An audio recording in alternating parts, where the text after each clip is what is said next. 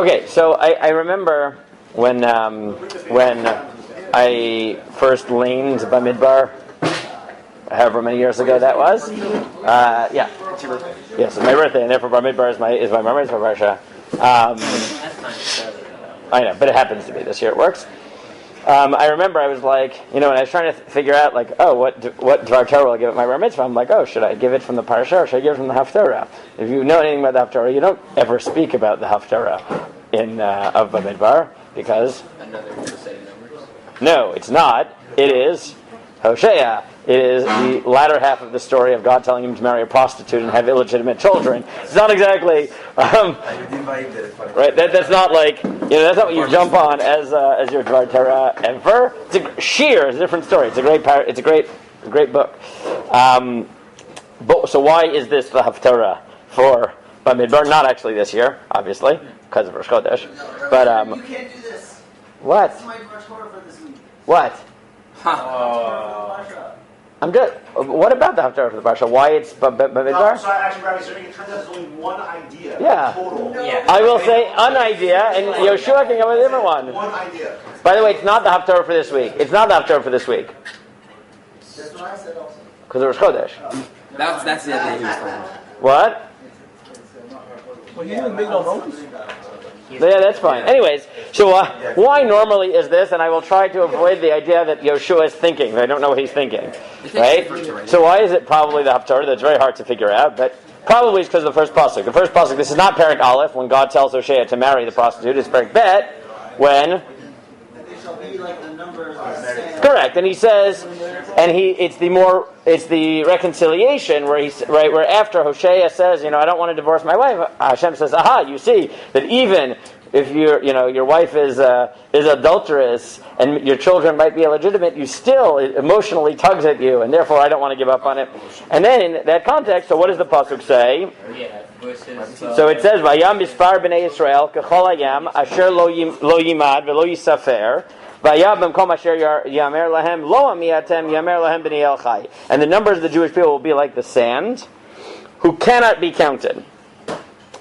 And instead of saying you are not my nation, which was what they named, Hashem made Hosea name one of his children, right? Lo ami, right? Lo ruchama, right? No mercy. Yeah, exactly. It's a wonderful book, absolutely wonderful book. So that's presumably what it is. Now Chazal note that there's a problem. Right? Which is, this is very Chazal thinking, but the Gemara in Yoma Chaf Bet Amud Bet says, what's the problem? What do you mean Asher Lo Yimad? No, that's not their problem. Asher Lo, right, that doesn't bother them. That doesn't bother. What bothers them is, what do you mean they can't be counted? We indeed count Jews. They are countable. Right? So, and that is the theme, obviously, that they're picking up in Bamidbar, where we obsessively count. So Chazal give a few answers.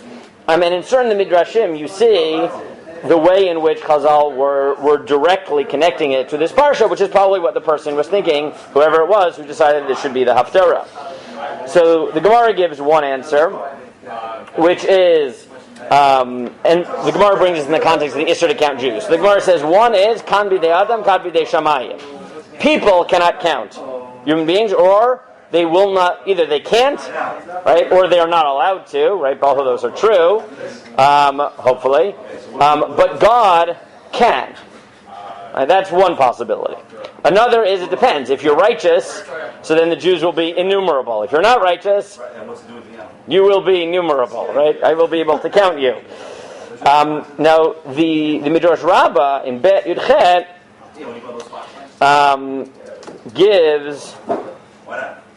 another possibility in the Midrash Rabbah is the Rishayim yesh lahem mispar l'tzadikim asher lo yimad v'lo yisafer. The Rishayim are countable. The tzadikim have no number. What are Chazal getting at? Presumably in these answers, right? Now it's hard to say that literally. Human beings could not count them. Right? We know, like, there is a census of the United States, which is many times more than the Jewish people have ever been. Right? And China, I assume, has some sort of census. Right? Whatever, and China's is probably more accurate than ours, right? What? Also, just the country is in charge, like is just anyways. So I think the pshat, right, is more as you can get a hint from the version of this that appears in this Bamidbar Rabbah. So the Bamidbar Rabbah says as follows: Davar acher, lifnei Hakadosh Baruch Hu yesh lehem mispar. Before God they have a number. Shnei va'ayam mispar b'nei Yisrael.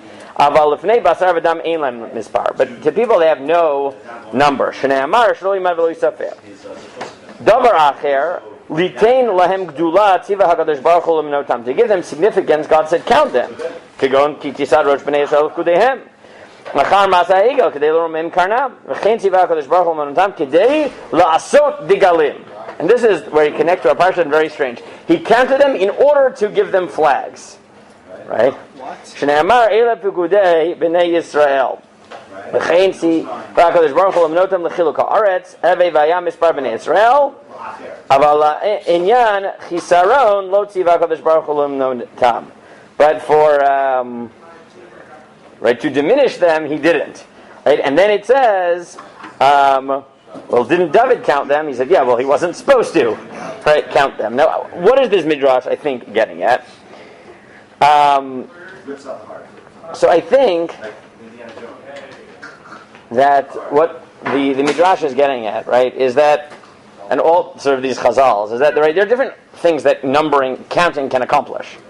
Right? You can count, and then by counting, lose track of the significance of the individuals. Right? It becomes a number. Right? Right? People lose their individuality completely. It just becomes a statistic. Right? And this is the old thing. You've heard this, I'm sure, from psychologists. Right? But one person, one child dying is a tragedy. 10 million people dying is a statistic. Right? What? Well, it's true psychologically. That's what people are. No, well, honestly, right? Meaning, right? At this point, I think we're all numb to the fact there are 4 million cases of coronavirus and hundreds of, I don't, at some point, what does it mean anymore? We can't even relate to it, right? We can better put a finger on, the number of, there were 270, whatever it is, people who died in Israel from it. Then, there are, that we're okay, 270, we can sort of imagine that means you sort of have a grasp of that. But once you start talking these big numbers, we can't count it. And I think what the Gemara and the Midrash is getting at is that if you think about the different answers, one is if they are Rishayim, right, so they are countable. Now that you could just say that, there won't be as many of them. Or you could also say, no, if they're Rishayim, they don't deserve it, right? Then, they deserve to sort of lose their identity being reduced to a statistic. Right? If they are tzaddikim, right, then, right, they surpass that. Or to say that, look, God is capable of counting. But people shouldn't count. Why? Because God can count individuals and count large numbers but still be cognizant of the individual. Human beings, at some point, when you deal with big numbers, they lose track of the individuals. And I think the Midbar Rabbah is getting that as well, right? That when did... Right? The only time that Hashem really said count them is when there was a particular function which simultaneous, right, that there was a reason to count them. But think about the Degel. He counted them for the purpose of the Degalim.